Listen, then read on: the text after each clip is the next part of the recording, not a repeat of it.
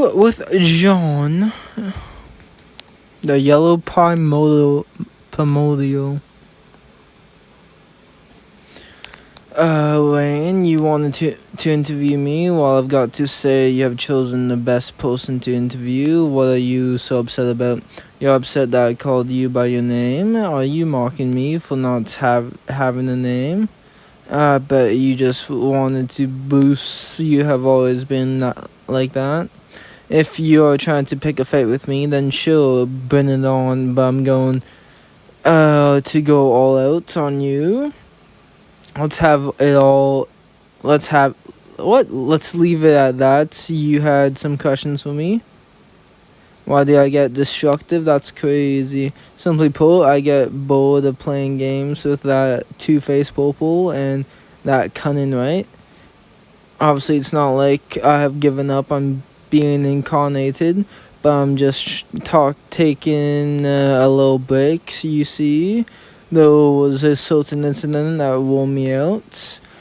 So you heard it from Violet, and you want to hear about it from me. I'll tell you about it. 100 years ago, I succeeded and created a powerful body, but it was destroyed. I worked really hard on it, so it was pretty devastating to lose it all, just as I was almost able to incarnate. And thanks to that incident, I lost all motivation from then on. I just didn't feel like competing with either Blanc or Violet. That's all I have to say about it. Too short, you say? You're as selfish as ever, aren't you? You want to know what that body was like? You see, the plan came from a little idea that I had. Usually I'd negotiate with humans in order to produce a body that's worthy of me. But you see, it's actually a lot more difficult than you may imagine. The first problem I had was that most people just couldn't understand my magic powers. Humans would get crushed in a matter of seconds. I suppose they would last a lot longer than I've never thought, but that defeats the purpose of a vessel. That's why it's essential that I find someone who's on the same wavelength as me. But the problems with such people is that they have a strong resistance to magic. So in order for me to incarnate, I needed to modify the vessel's soul to match mine. Blanc even went out of her way to carefully breed her vessel over several generations. We all know what happened to that plane, right? It's no wonder she's having such a huge fit. But since she failed at her own accord, there was no real need for me to interfere with her plans. Not that I had any idea of what she was really actually up to. I figured she was up to something, but that's all I knew. In fact, I was this close to losing. I ought to thank the Empires for its diligence. Even Violet was sowing the seeds of her disaster everywhere. But the reason she's never found success isn't entirely due to us always getting involved. Even for us primordials, creating a vessel that's worthy to incarnate, it takes a lot of time and preparation. But you could say that's exactly what made this competition so fun. Remember, you are trying to turn a human into a vessel, and it takes a long time to find a soul that will be compatible with it. I thought to myself, if there was a vessel that had no soul, then I'd be able to take next to no time to incarnate.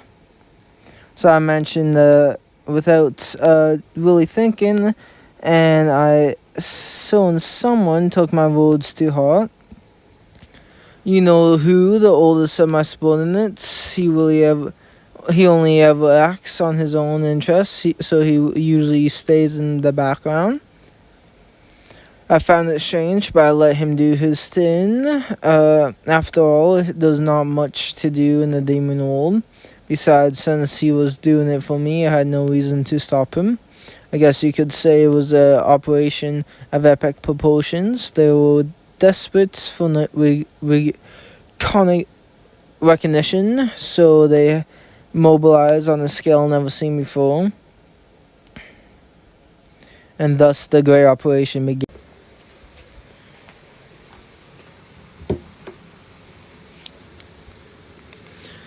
It goes without saying, if we don't reincarnate, we can't move freely for very long.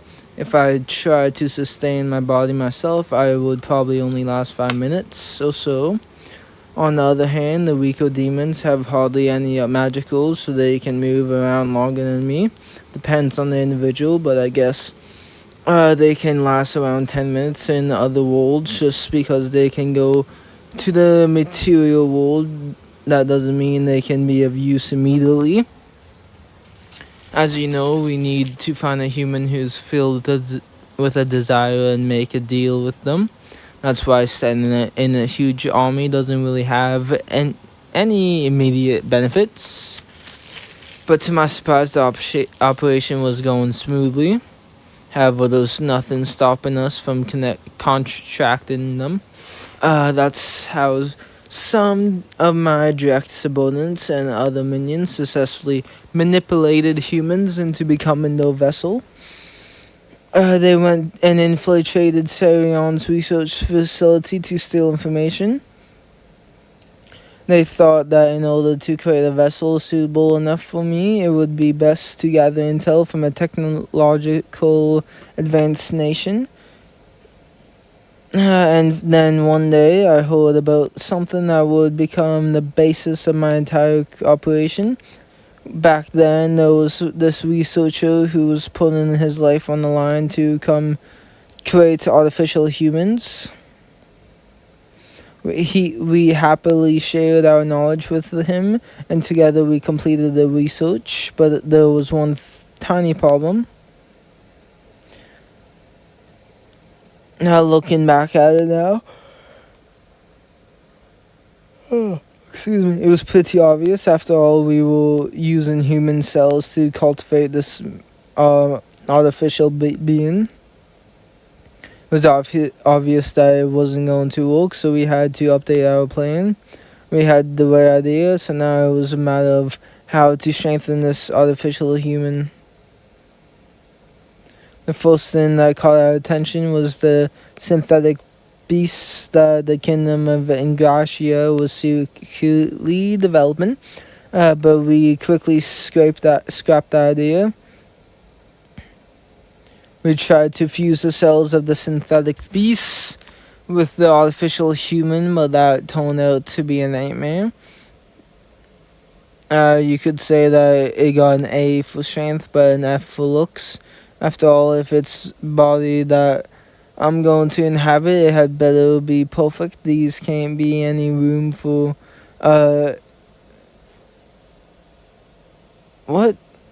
failure, I guess. And even if the prototype can't be perfect, it would have to score at least 90%. Other minions knew all too well that the world that would be the case, so they continued on the research.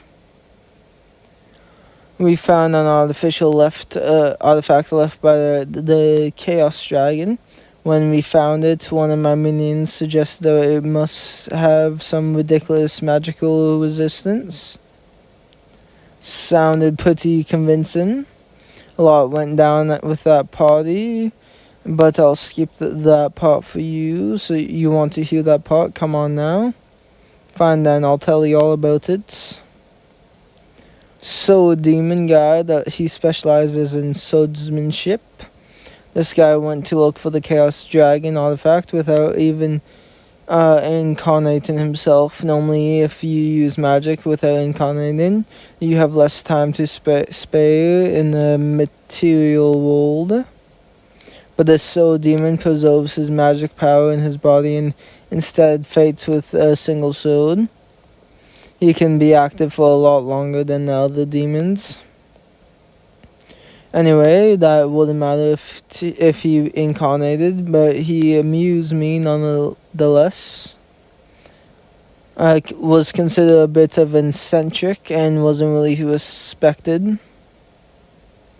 but in fact the soul demon turned out to be one of the strongest subordinates. I guess it wasn't good that we wreaked havoc in Negracia. You know how my minions tend to solve problems to shield foes. And this resulted in a pretty intense battle.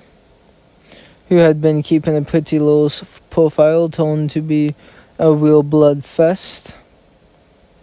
He showed that he was more powerful than even an elite demon. I was pretty surprised. It definitely changed my perspective on things. But anyway, thanks to him, we won and acquired the Chaos Dragon's artifact. We were able to get the Chaos Dragon's artifact, so our research in Sarion was able to move on to the next phase. The elemental dragon was already like a natural enemy to us, and when it died, it scattered its remains and basically gave birth to the dragon race. Dragons did exist before that, but only a handful could cast magic. That's why I think it's safe to call him the father of dragons. We thought that by adapting to the artificial humans, we would be able to create a powerful body that would even withstand attacks from spirits and arch demons. If I were to incarnate into it, I'd be able to reign supreme. Interview with Jaune. The plan had been going well up until then, but that's when it started to fall apart. So the plan failed. Since you already know what happened, I'll try to keep it short. I don't know how he found out about it, but after all that effort, Leon turned my vessel into dust. He's been a demon lord for so long now, and yet he still acts like a hero. I have no idea what it was on his mind, but he took down my minions and ruined my plans. I was in utter disbelief. After all, my vessel was ready to be used.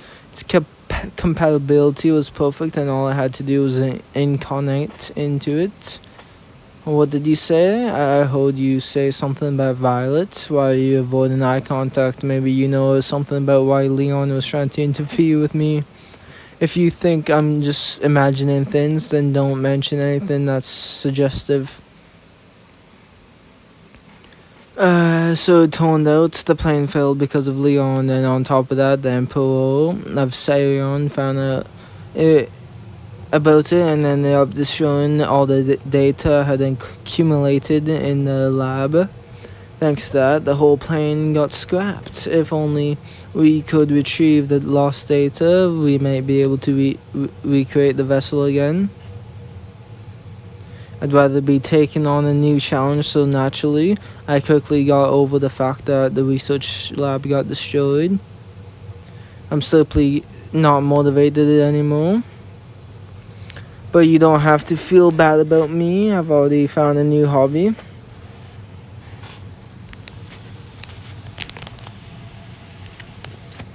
You want to know what it is? I'll show you. I'm trying to see how powerful I can charge my nuclear magic before I blast it.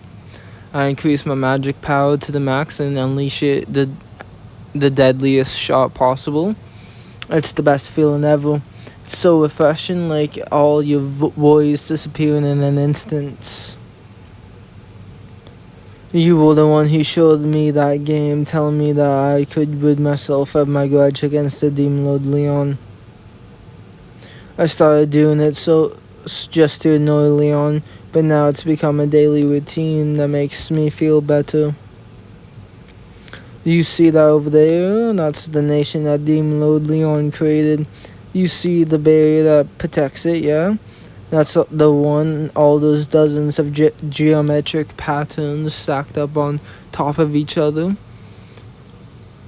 Alright then, since you are watching, I may as well unveil my brand new magic. It's called Nuclear Magic. I'm trying to inflict my Bisco on his country.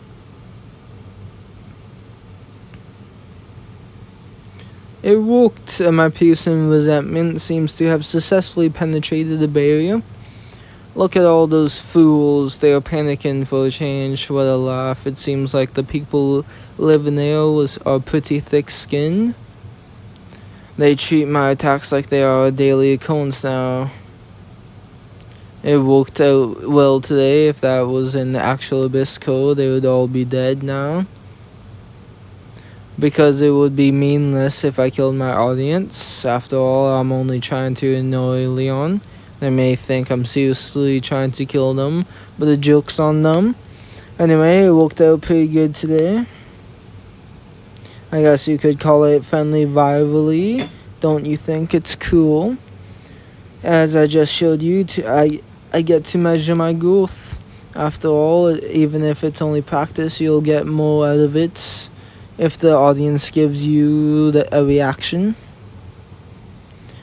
Since you can read, since you can practice magic in our realm, I can understand why you think we should train in secrecy.